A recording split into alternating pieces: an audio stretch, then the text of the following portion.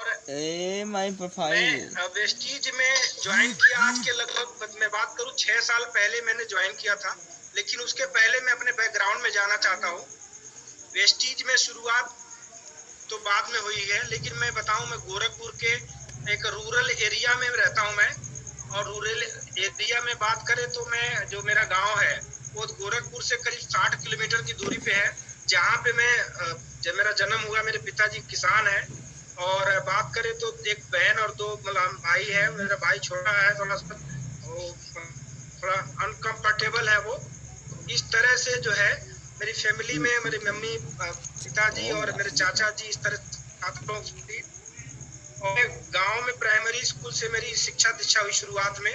और उसके बाद में घर के हालात ज्यादा अच्छे नहीं थे फ्रेंड्स, तो इसकी वजह से क्या हुआ कि किसी तरह से काम का घर का काम चलता था, जो कि आप जानते हैं जी भी कोई अर्निंग नहीं थी, बड़ी नहीं थी, तो बड़ी मुश्किल से घर के जो है चलाते थे, जैसा कि आम परिवार में होता है।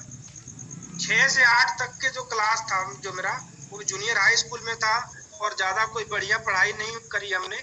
इसके बाद में फिर अगला जो क्लास है इंटर कॉलेज में एडमिशन हुआ यूपी बोर्ड से। और 10th में जो है मैंने जब एग्जाम देना हुआ तो चूंकि साइंस सब्जेक्ट से था, इंग्लिश और मैथ के बच्चे जो है ज्यादातर कोचिंग करते थे और मैं कोचिंग नहीं कर पाया।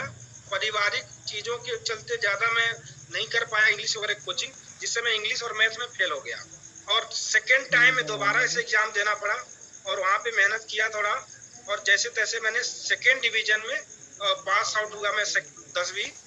और देखा मैं घर के हालात जो है उसी तरह से थे कि आगे पढ़ाई कितना कर पाऊंगा क्या करूंगा। लेकिन एक चीज होता था फ्रेंड्स कि उस टाइम गांव के लोग जो हमारे आसपास के लोग थे वो एक सलाहकार के रूप में हमारे आसपास में सलाह देते थे। आवाज आ रही है सर ओम प्रकाश जी मेरी? जी जी क्लियर आ रही है जी सर, थैंक यू। तो सलाह ये देते थे कि पढ़ाई लिखाई में क्यों अपना टाइम खराब कर रहे हो, पढ़ाई लिखाई अगर करोगे तो आपको जो है नौकरी मिलने वाली नहीं है, क्योंकि पढ़ाई लिखाई उनको नौकरी मिलती है जो शुरू से बहुत ब्रिलियंट होते हैं, रातों दिन मेहनत करते हैं। सेकेंड चीज क्या है, सेकेंड चीज ये है अगर उनके पास में बढ़िया टैलेंट है, बढ़िया मार्क्स लाते हैं, उनके पास में एक तरह से वो है, अगर उनके पास में रिश्वत देने के लिए पैसे हैं, उनका जैक अच्छा है कहीं पे, और किसी के पास सोर्स अच्छा लग जाता है, किस्मत अच्छी होगी तो कहीं जाके सरकारी नौकरी लगेगी। ठीक है, इस तरह के सलाहकार लोग होते थे। इसका मतलब घुमा फिरा के बोलते थे कि भैया तुम्हारी जिंदगी पढ़ाई के दम पे बनने वाली नहीं है, नौकरी लगने वाली नहीं है, यानी कुछ न कुछ जाके लेबर मजदूरी करना पड़ेगा। तो मैं कह रहा ये तो बड़ी बुरी दशा है, लेकिन फिर भी चलो गांव का माहौल है तो लोग कम से कम 12वीं तो कर लेते हैं। तो 12वीं में मैंने फिर से एग्जाम दिया 12वीं का, और उसमें मैं साइंस जो स्ट्रीम था उसमें मैं था, तो केमिस्ट्री वगैरह बड़े हार्ड होते थे उसमें, फिजिक्स वगैरह कोचिंग नहीं कर पाने की वजह से मैं जिसमें एक विषय में फेल हो गया, 12वीं फेल हो गया।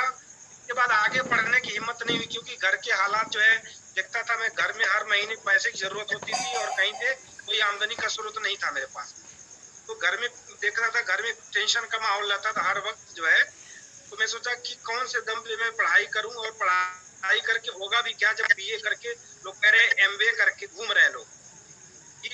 कोई किसी की आवाज आ रही सर, कुछ कहना चाह रहे हैं? नहीं सर, ऐसा तो सर सबका माइक सबका म्यूट है सर। चलिए थैंक सर, मैं लगा कोई कुछ कह रहा है। तो मैं सर फ्रेंड बात कर रहा था कि जब 12वीं में मैं फेल हो गया तो मैं फिर आगे पढ़ाई करने का हिम्मत नहीं जुटा पाया, क्योंकि पैसे भी लगने थे। लगाने के बाद में भी अगर 12वीं में कर भी लेता हूँ तो मैं देखा कि लोग कह रहे हैं बीए एमए करके लोग घूम रहे हैं, तुम्हारे पास पढ़ाई नहीं है, टाइम क्यों खराब करोगे। तो मुझे एहसास हुआ कि कहीं ना कहीं कोई काम किया जाए।